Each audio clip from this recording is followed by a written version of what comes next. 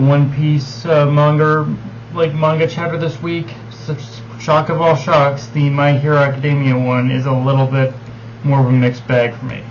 And the thing is, this is one of those chapters where initially it started off pretty straightforward and okay with Mirio, Nejido, and Tamaki coming in to offer backup and saving Bakugo, which I will say Horikoshi once again did that thing I'm not entirely a fan of, where Shigaraki was about to deliver like a final blow to Bakugo seconds before the big three come in. Like, I don't have a problem that they saved him. In fact, the whole team combo was pretty epic. But like, it's one of those things where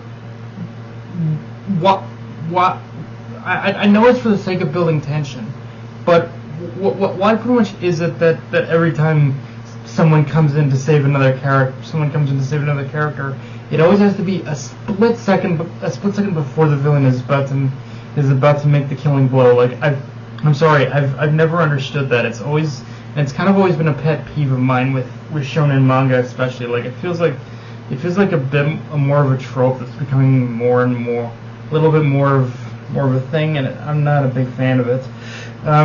But it's just one of those things where the whole thing is the whole scene in itself of Shigaraki holding on to Bakugo's neck. It feels like something I've seen a dozen times before, and it's the type of scene it's the type of scene where I think you can pretty much easily cop out of making it really impactful in that respect. And in that respect, I feel Horikoshi could have structured the actual moment a little differently. But like, that aside, what I really want to talk about though is the ending of the chapter, because just that intense look on Bakugo's face has me thinking that something has changed within Bakugo. And what I mean by that is, I think Bakugo might have tapped into the awakening of his quirk. Like, I don't even know why my mind went to that, but it feels like what Horikoshi's doing here, especially considering Bakugo's got that enlightened realization face. Like, it almost looks like he's unlocked a new power or something, or at the very least Bakugo is close to it.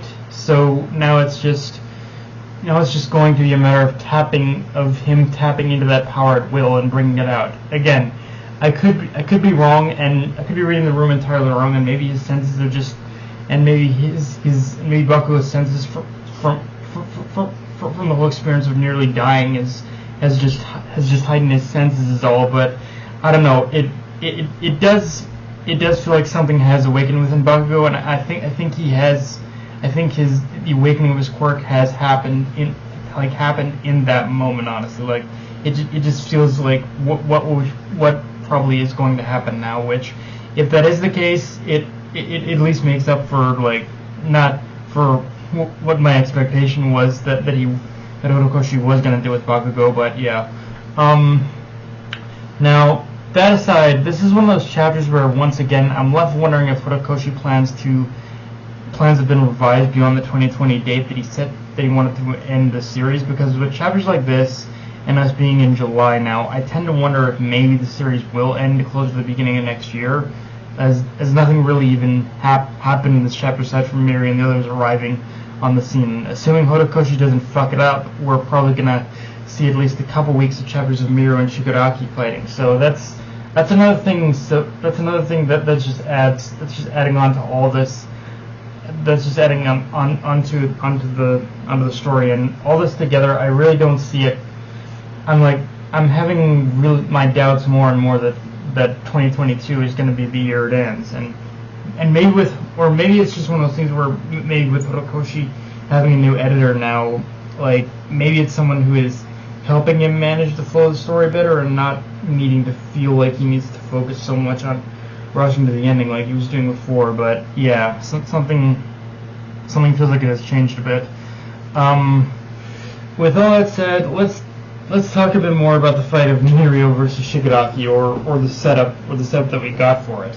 Because during the confrontation, Mirio actually gives the whole friendship speech to Shigaraki. And I seriously hope that doesn't actually affect Shigaraki during this fight. Like, the